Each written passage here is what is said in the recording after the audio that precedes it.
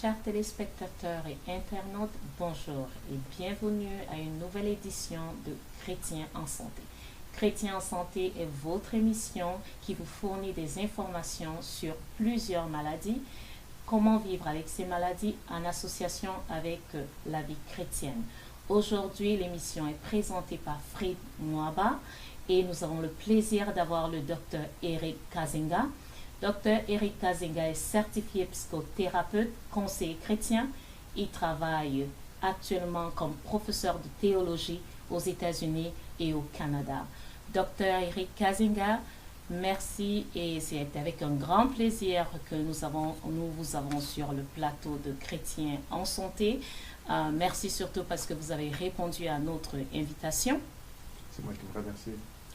Aujourd'hui, nous allons parler d'une maladie un peu complexe qui frappe un Canadien sur 200, qui touche 4 fois plus de garçons que de filles, une maladie qui est neurologique qui s'appelle l'autisme. Et avec le docteur Kazenga, nous allons parler de plusieurs volets. Premièrement, nous allons définir ce que c'est que l'autisme. Ensuite, nous allons parler des symptômes, des problèmes que les malades rencontrent, des traitements, et ce qui est surtout très important, comment les patients atteints d'autisme peuvent vivre en association avec leur vie chrétienne, comment la vie chrétienne peut aider un patient autiste à vivre au quotidien. Sans plus tarder, je vais me tourner vers le docteur Eric Kazenga. Est-ce que vous pouvez nous donner une définition sur l'autisme? Merci bien pour la question. On va essayer de définir l'autisme.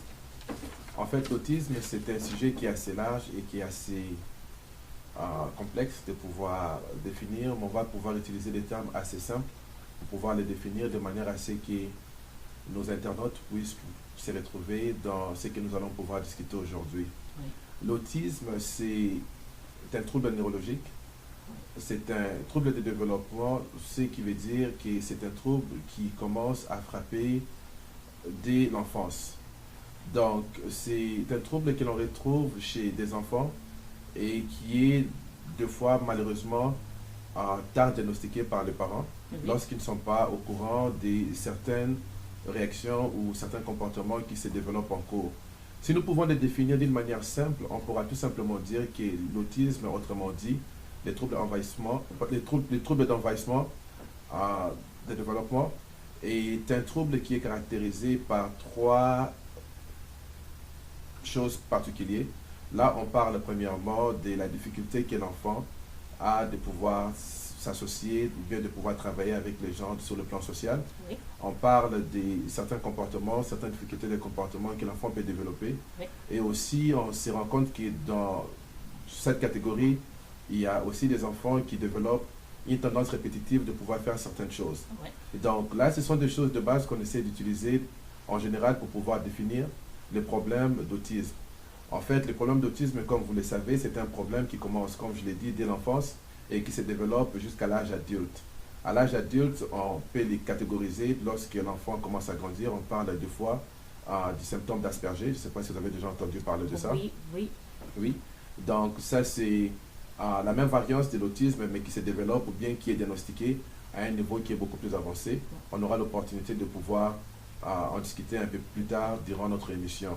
Et il y a aussi ce qu'on appelle en fait l'autisme infantile, qui est la première catégorie, qui est souvent diagnostiquée lorsque l'enfant naît. Bon, cela, on peut facilement commencer à les détecter. Chez certaines personnes, on parle de 6 mois, mais en général, on parle entre 18 à 3 ans. Oui. Qu'on peut commencer à détecter ce genre de comportement chez l'enfant. Bon, pour d'autres personnes, il y a ce qu'on appelle l'autisme atypique, Oui. qui est l'autisme non spécifié. Ça veut dire que ça n'entre pas dans les 2 catégories qui est l'autisme infantile ou les symptômes d'Asperger. Donc, on aura l'opportunité, avec différentes questions, de pouvoir essayer d'éclaircir un tout petit peu par rapport à ces différentes catégories. Mais sinon, en général, comme je l'ai dit, l'autisme, pour ceux qui nous suivent, c'est tout simplement un trouble de développement que l'on retrouve chez des enfants et qui est causé par la difficulté de l'enfant de pouvoir interagir avec ses proches et de pouvoir s'adapter par rapport à son environnement social. D'accord. Si je reprends ce que vous venez de dire, l'autisme, c'est un trouble envahissant de développement, c'est-à-dire là, maintenant, ce que je vais vous demander, c'est les symptômes. C'est-à-dire, vous avez dit, l'enfant a les problèmes de s'associer, il a des difficultés de communication, il a aussi des difficultés sociales. Est-ce que vous pouvez nous donner des exemples pour que ceux qui nous suivent, ils essayent un peu de s'identifier là-dedans, ce qui concerne particulièrement les symptômes? Merci. Pour ce qui concerne les symptômes, nous devons réaliser qu'un enfant autiste, c'est un enfant qui a tout d'abord des difficultés de pouvoir s'intégrer par rapport à son milieu social. Ce qui veut dire que dans la famille, un enfant qui souffre de l'autisme, c'est un enfant qui, l'on verra souvent, malheureusement, ces enfants ont tendance à pouvoir s'isoler. Ils ont des difficultés à pouvoir jouer avec leurs pères. Autrement dit, en fait, leurs pères, c'est-à-dire que leurs frères, leurs sœurs ou bien leurs amis. Ils ont aussi, on retrouve la difficulté au niveau de la communication. Donc, ça veut dire que ce sont des enfants qui peuvent développer une difficulté de la communication verbale et non verbale. Autrement dit, l'enfant qui souffre de l'autisme peut avoir la difficulté de pouvoir communiquer avec ses parents d'une manière régulière, de la manière qu'un enfant qui ne souffre pas de ces troubles neurologiques communiquera. Donc, il peut communiquer par des gestes au moment où il doit parler ou bien il doit demander quelque chose. Donc, on retrouve ces problèmes-là et aussi, on retrouve quelque part, l'enfant a tendance à pouvoir, comme je le disais, répéter certains comportements. Bon, parmi les comportements qui sont répétitifs, ça peut être des comportements, l'enfant peut avoir tendance de pouvoir peut-être émettre certains sons d'une manière répétitive ou bien de pouvoir développer certains gestes avec ses mains, avec ses doigts. Il peut aussi développer, en fait, différents enfants qui souffrent d'autisme peut les développer de différentes manières. Là, nous parlons d'une manière générale. Okay? Oui. Donc, comme je dis, c'est un problème qui est assez complexe. Donc, on ne peut pas définir le problème d'une manière spécifique. On essaie tout simplement de généraliser, de pouvoir nous communiquer l'information qui peut aider les parents qui ont des enfants qui développent ces troubles, de pouvoir identifier, de pouvoir utiliser l'aide appropriée pour pouvoir prévenir. Donc, aussi, on était en train de parler, en fait, je crois que j'ai déjà parlé de la communication verbale et non verbale. Oui. J'ai parlé de la difficulté de pouvoir s'associer avec ce père, ça veut dire que l'enfant, lorsqu'il est avec d'autres enfants, vous verrez souvent un enfant autiste, il va pouvoir se retirer dans un coin au moment où les autres sont en train de jouer en groupe. C'est vrai, on le voit tout le temps. Oui, on le voit tout le temps et cela est difficile. Cela est difficile plus précisément pour les parents et aussi pour l'enfant parce qu'il n'y a aucun enfant qui désire de pouvoir naître comme un enfant autiste. Donc, en bref, si on peut se limiter à ce niveau-là pour le moment, donc on peut le définir de cette manière par rapport aux symptômes. Oui. J'ai une autre question. On a vu pendant longtemps que l'autisme était considéré comme un mythe en ce qui concerne la cause. On a même eu à parler de certaines situations qui ont été vraiment controverses. Par exemple, on a vu que l'autisme était causé par des mères, on les a appelées des mères réfrigérateurs, c'est-à-dire des mères qui n'apportaient pas d'amour ni d'affection à leurs enfants. Nous savons aujourd'hui, avec plus d'informations sur l'autisme, que cette théorie est fausse parce que ces parents d'enfants autistes sont semblables à ceux d'enfants normaux. Selon vous, docteur Kazinga, vous pensez, vous pouvez me donner c'est quoi la cause de l'autisme? C'est assez difficile, parce que la littérature scientifique ne prouve pas jusqu'à présent la vraie cause de l'autisme. Il y a différentes approches qui sont utilisées par rapport à différents types d'études qui sont faites présentement au niveau de la psychiatrie pour arriver à déterminer les causes, parce qu'on ne peut même pas parler de la cause, on essaie de définir les différents types de causes qui peuvent faire que les enfants puissent naître avec ces troubles neurologiques. En fait, l'une des approches les plus souvent utilisées, c'est des troubles. En fait, on parle de la génétique. Oui. On parle de la génétique, donc on essaie d'expliquer que cela peut être causé par rapport à certains gènes qui peuvent être dysfonctionnels au niveau du cerveau de l'enfant. Il y a d'autres approches qui sont sur le marché. On parle des difficultés et des troubles au niveau du cortex, au niveau du cerveau. Oui. En fait, comme je disais, il n'y a pas une cause. Lorsque vous faites la recherche scientifique, vous n'allez pas trouver une documentation qui précise voici ce qui est la cause de l'autisme. De l'autisme. En fait, il y a d'autres personnes qui parlent de facteurs environnementaux, Oui. il y a d'autres personnes qui parlent de virus, Oui. il y a différentes approches. Il y a différentes approches. Je crois que la science essaie de pouvoir expliquer la cause, mais malheureusement, on ne peut pas expliquer la cause parce que l'une des réalités est que présentement, en Amérique du Nord, durant les dernières 10 années, les statistiques démontrent qu'on peut... En fait, les statistiques démontrent qu'aujourd'hui, on a plus d'enfants qui sont autistes. Est-ce que cela est causé par le facteur environnemental? Je dirais non. C'est tout simplement qu'aujourd'hui, avec la technologie, on peut facilement faire la collecte des données. Donc, Oui, comparativement avec ce qui s'est passé dans le passé, Ça, où c'est les parents peut-être étaient un peu réservés, parce que vous devez comprendre que pour certains parents, avoir un enfant qui est autiste, c'est difficile, et pour d'autres, ça peut être honteux, ça peut être embarrassant de pouvoir aller donner les noms de son enfant pour que son enfant puisse être associé à certaines statistiques et tout ça. c'est vrai. Mais aujourd'hui, avec la science, avec la technologie, ça permet de pouvoir collecter et de pouvoir avoir un nombre beaucoup plus proche, Oui. ok, par rapport à ce que l'on trouve, par rapport aux statistiques qu'on avait dans le passé. Dans le passé, oui. En parlant même des statistiques, au début de l'émission, vous avez parlé un Canadien sur 200. Des fois, on parle d'un Canadien sur 145. Et présentement, aux États-Unis, on parle des 11 enfants sur 1000. Oui. Donc, vous pouvez vous rendre compte que c'est quand même assez. Oui, c'est beaucoup. C'est beaucoup. C'est beaucoup. Donc, ça veut considérable. dire que dans une salle, si on se retrouve avec 1000 enfants, il y a probabilité de pouvoir avoir au-delà des 11 enfants qui souffrent de ces troubles. Donc, vous pouvez vous imaginer comment est-ce que c'est difficile, et pour les parents, pour la société, et pour l'enfant. Oui. Ok, donc, à ce qui concerne les vraies causes, je ne crois pas. Bon, en fait, je sais, j'ai déjà entendu parler, des gens essayer d'amener d'autres approches, soit disant que ça peut être un problème qui est spirituel. On en parlera plus tard durant l'émission. Je ne voudrais pas entrer à cela ça, on en parlera après. Pour le moment. Mais sinon, sur le plan scientifique, il n'y a pas une littérature scientifique qui démontre la vraie cause de l'autisme. Donc, jusqu'à présent, c'est encore inconnu. Mais il y a différentes théories qui cherchent à expliquer les causes. Là, nous avons une maladie où la cause n'est pas très bien connue. N'est même pas, la cause exacte n'est pas du tout connue. Comme vous venez juste de le dire, vous parlez d'environnement, c'est-à-dire moi-même en lisant, j'ai vu dans le cas d'environnement, on a mentionné les vaccins, les virus, mais c'est-à-dire, et bien avant, vous avez parlé des symptômes. On a une famille qui a un enfant autiste. Qu'est-ce que le domaine médical a en place pour diagnostiquer, faire un diagnostic bien précis de cette maladie? Est-ce que vous pouvez nous apporter Ça, c'est une bonne question. Les diagnostics concernant l'autisme se fait de deux manières. Il y a ce qu'on appelle les diagnostics par interrogation. Ça veut dire que lorsqu'un parent constate que son enfant est en train de développer, c'est pour cela que c'est très important pour ceux qui nous suivent, plus précisément pour les parents, et même pour ceux qui ne sont pas parents, j'encourage pratiquement tout le monde de pouvoir bénéficier de cette émission parce que ça pourra facilement nous instruire, nous tous. Dès qu'on découvre que l'enfant est en train de développer certains comportements qui sont un peu anormaux, la première des choses que les parents doivent faire, c'est de pouvoir aller voir son médecin de famille. Et son médecin de famille va pouvoir les référer chez le pédiatre.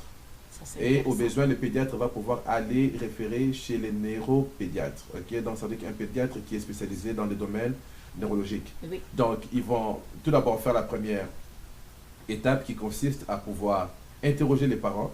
Donc, ils ont une banque de questions qu'ils vont pouvoir utiliser pour pouvoir poser les parents, pour pouvoir déterminer si les comportements qui sont associés à un enfant autiste, l'enfant est en train de les développer. Et après, il y a l'observation qui se fait au niveau du pédiatre. Ça veut dire que le pédiatre va pouvoir passer un peu de temps avec l'enfant pour pouvoir l'observer et vérifier si l'enfant est réellement en train de développer ce genre de problème. Évidemment, comme j'ai dit, dans quelques cas, le pédiatre peut référer l'enfant chez un neuropédiatre pour qu'il puisse essayer de pouvoir faire un scan, pour pouvoir juste s'assurer qu'il n'y a pas des problèmes au niveau du cerveau. Au niveau du cerveau. Mais ça ne fait pas partie réellement du diagnostic. Donc, les diagnostics se font plus au niveau de l'interrogation et au niveau de l'observation avec le pédiatre. Une fois que cela est fait, le pédiatre va pouvoir faire la collecte de données, il va pouvoir faire des recommandations aux parents pour pouvoir encore observer si ces comportements-là sont répétitifs. Les parents vont pouvoir observer et une fois qu'ils se rendent compte que cela est répétitif, cela permet maintenant de pouvoir déterminer quel enfant a l'autisme. Il ne faut pas oublier que tous les troubles du développement, les noms qu'on assigne à ces troubles sont tout simplement des noms qui sont descriptifs. Oui. Ok? Qu'est-ce que cela veut dire? C'est tout simplement un nom qui est associé par rapport à la description des symptômes. Du symptôme. Ok? Donc, on ne devrait pas normalement, même si un enfant est autiste, pouvoir baptiser cet enfant-là comme un autiste. Un autiste. Ok? C'est tout simplement que l'enfant développe, ouais, parce que c'est très important, même pour les parents, même pour l'enfant, parce que lorsqu'on baptise l'enfant comme autiste, ça veut dire que c'est comme si nous avons la fierté de pouvoir la signer, cette identité-là. Ce n'est pas une identité que l'enfant a, c'est une description par rapport aux troubles de comportement que l'enfant est en train de développer. Et évidemment, on trouve ce genre de troubles de comportement avec, on trouve différents types de descriptions des troubles de développement. Il y a d'autres enfants qui peuvent développer les problèmes qu'on appelle les problèmes de troubles déficitaires d'attention. Et tout ça, c'est juste une description. Okay? C'est juste une description qui est basée par rapport à certains critères. Et lorsqu'on arrive à déterminer que l'enfant répond plus ou moins à la plupart de ces questions, donc on décrit l'enfant comme quelqu'un qui est autiste. Nous allons rester toujours dans le domaine du diagnostic parce que tout ce que vous avez expliqué là, je suis vraiment très contente parce que je vais bien préciser que, comme vous avez dit, on ne devrait pas utiliser le terme autiste comme si c'était une identification à l'enfant. Mais là, j'ai vu que vous avez parlé des diagnostics, tout ce qui est subjectif. Est-ce qu'il n'y a pas un diagnostic biologique, des tests qui peuvent accentuer, qui peuvent confirmer le diagnostic de l'autisme? Ça, c'est une bonne question. En fait, en général, au niveau de la psychiatrie, la plupart des diagnostics psychiatriques sont souvent descriptifs. Il n'y a pas de tests biologiques qui sont faits. Oui. Par exemple, une personne qui souffre de la diabète, on va pouvoir aller faire le prélèvement de sang et tout ça. Et on va pouvoir déterminer les niveaux d'insuline et tout ça. Mais au niveau de l'autisme, au niveau des troubles déficitaires d'inattention ou bien d'impulsivité et tout ça, ou d'hyperactivité, on ne peut pas faire un diagnostic pour pouvoir dire que non, voici nous avons mesuré et voici ce que nous avons trouvé. Non, au niveau scientifique, il n'y a aucune documentation et aucune littérature qui prouve que nous pouvons faire des tests objectifs pour pouvoir déterminer voici les niveaux que l'enfant a. Évidemment, comme je dis, il y a toute une banque de questions que le médecin utilise pour pouvoir poser et pour pouvoir observer. Donc, c'est ce qui permet au médecin de pouvoir arriver à une conclusion plus ou moins par rapport à l'état de l'enfant. Donc, ce qui veut dire qu'on ne peut pas non plus négliger les diagnostics de médecin parce que cela est fait en utilisant le modèle empirique qui est basé sur l'observation et ils essaient de pouvoir interpréter les données qu'ils ont pouvoir. Ils essaient d'interpréter les données qu'ils vont pouvoir collecter et de pouvoir les traduire par rapport aux résultats qu'ils ont déjà interprétés dans le passé et c'est par rapport à cela qu'ils vont assigner ce qu'on appelle en anglais les labels qui pourraient être autistes, qui ne devraient pas pour nous être une identité. Ça c'est bien. Et là, quand l'enfant est diagnostiqué, comme vous venez bien de l'expliquer, nous avons présentement, on a des familles qui sont en train de nous suivre et là nous allons parler des traitements. Quels sont les traitements que nous avons en place? Est-ce que vous pouvez nous donner certains traitements, le cheminement? Parce que je suis convaincue qu'il y a des familles qui aujourd'hui voudraient apprendre beaucoup et ils ont sûrement des enfants qui sont dans ces conditions et ils voudraient savoir qu'est-ce que le domaine médical a en place pour des traitements. Ça, c'est une bonne question.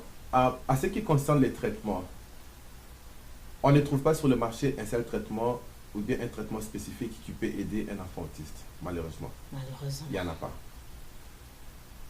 Mais cela ne veut pas dire qu'il n'y a pas d'autres solutions alternatives qui peuvent aider un enfant autiste. Donc, il y a, au niveau de la médecine, plusieurs médicaments qui sont utilisés au niveau des traitements de gens qui ont des problèmes psychiatriques. C'est le même type de médecine, le même type de médicaments qui sont utilisés pour pouvoir atténuer, pour pouvoir balancer certains comportements que l'enfant peut développer. Par exemple, on peut prescrire des antidépresseurs à l'enfant. On les prescrit à un enfant qui est en train de développer des problèmes d'impulsivité ou bien un enfant qui a un sérieux problème d'hyperactivité. Okay? On a des stimulants qui peuvent être prescrits. Donc, en quelque sorte, il faut aussi réaliser que tous les médicaments qu'on prescrit au niveau de l'autisme sont des médicaments qu'on appelle des médicaments psychoactifs, malheureusement. Qu'est-ce que cela veut dire? Ça veut dire que ce sont des médicaments à la longue, ça affecte Oui, qui ont l'enfant, beaucoup d'effets secondaires. qui ont beaucoup d'effets secondaires. Ok, donc lorsqu'on parle de la notion de la psychoactive, donc ce sont des médicaments qui sont prescrits, qui peuvent aider pour un temps, mais qui créent une dépendance, en premier lieu, chez l'enfant. Maintenant, devrons-nous recommander cela ou pas? C'est là où c'est assez complexe. Je crois que chaque parent peut déterminer par rapport à l'état de son enfant Oui, et oui. voir lequel des solutions qui peut aider. Parce que n'oublions pas qu'un enfant qui souffre de l'autisme, le parent doit être déterminé de pouvoir apporter de l'aide à l'enfant pour Oui. pouvoir l'aider à pouvoir avoir un minimum de fonctionnement normal. Oui, oui. Ok?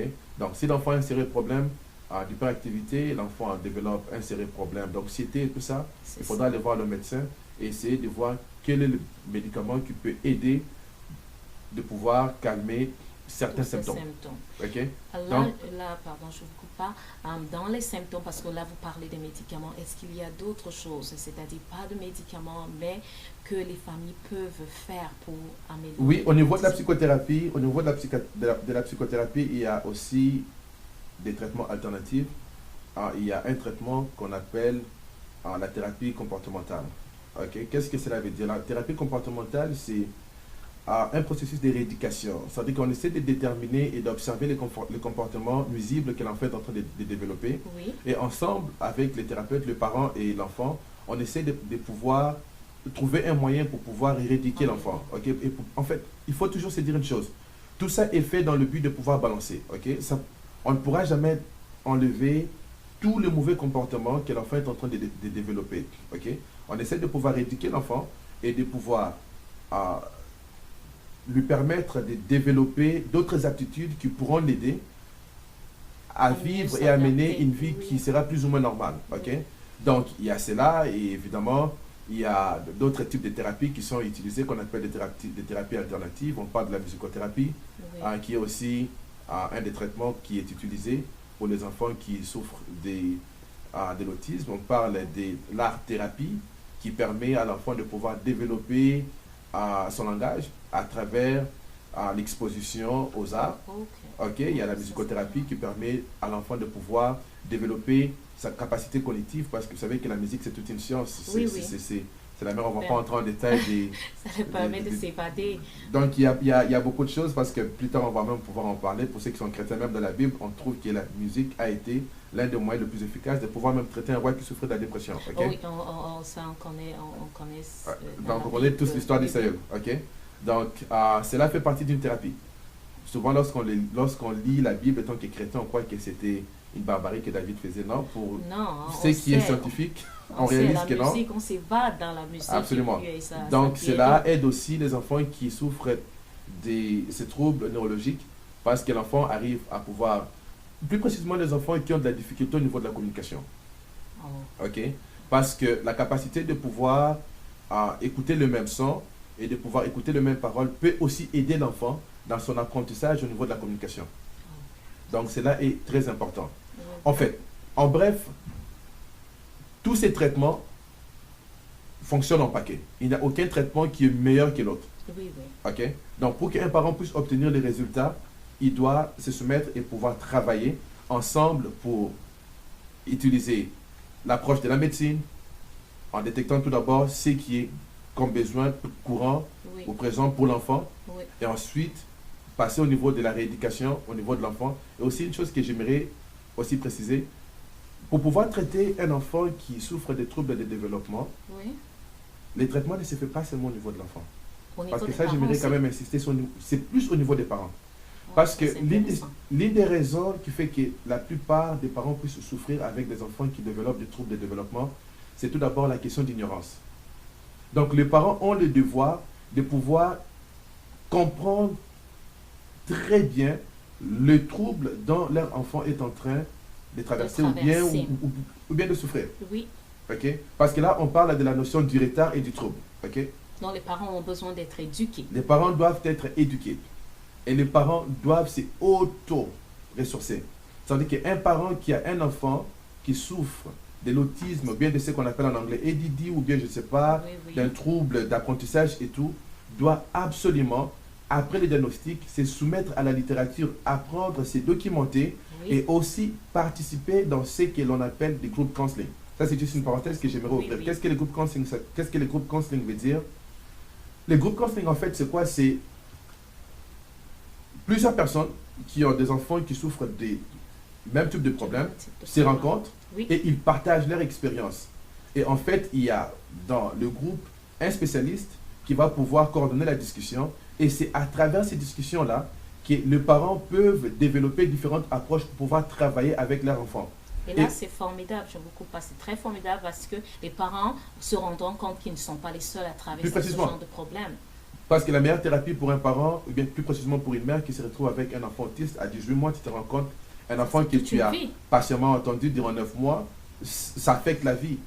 Mais il faut se dire une chose, un enfant autiste, j'insiste, c'est un enfant qui est comme tous les autres enfants.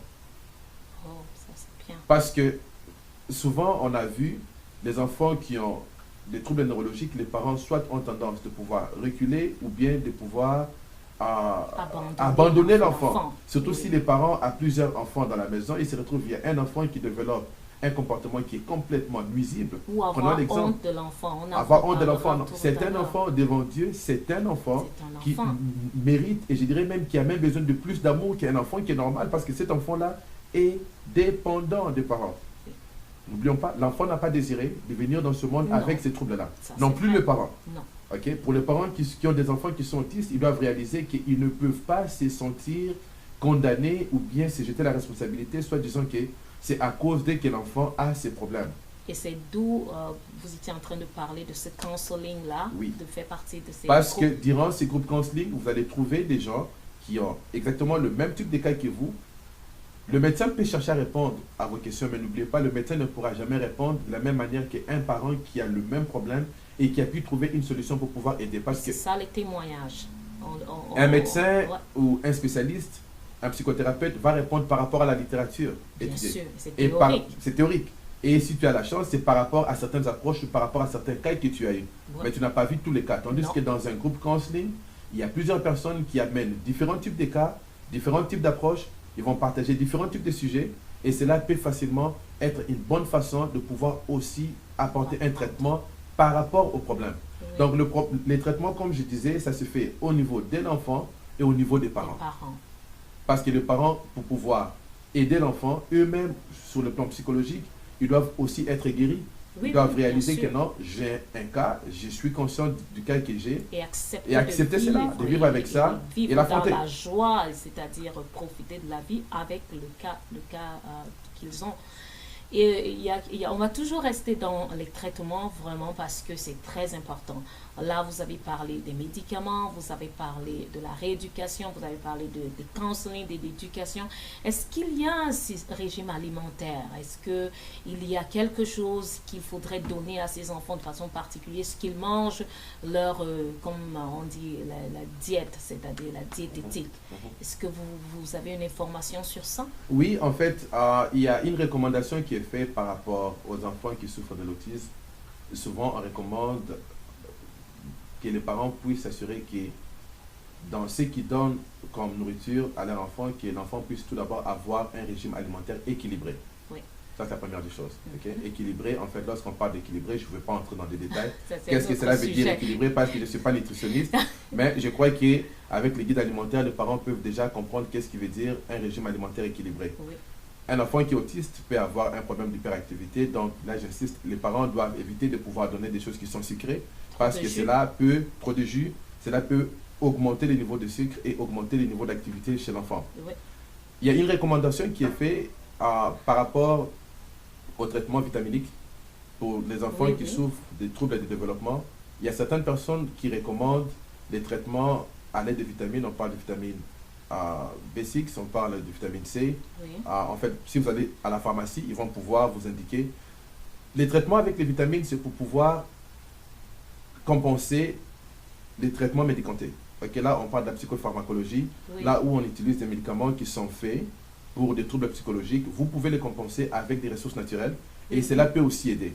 Mais une fois de plus, ça dépend de l'approche que les parents veulent prendre et de la discipline que les parents vont mettre par rapport à son cas. Et aussi, j'aimerais insister, toutes ces choses marchent lorsque les parents ont pris le courage d'accepter le cas et de pouvoir commencer un traitement préventif de le bas âge. Ce ne sont pas des choses qu'on commence à faire subitement, l'enfant à 12 ans, 10 ans. Non, non. On doit commencer dès le bas âge. Il y a l'activité physique qui est aussi importante. Et éduquer cet enfant parce qu'il est en train de grandir avec la maladie. Absolument. Il y a l'activité physique qui est importante. Il y a parmi les recommandations pour aider l'enfant qui est autiste, les parents doivent trouver un moyen pour pouvoir donner assez de temps de sommeil à l'enfant. Parce que, comme je l'ai dit, un enfant qui a l'autisme peut réagir de différentes manières. Il y a des enfants qui ont des sérieux problèmes de colère. Il y a des enfants qui ont des problèmes d'hyperactivité. Il y a des enfants qui ont des problèmes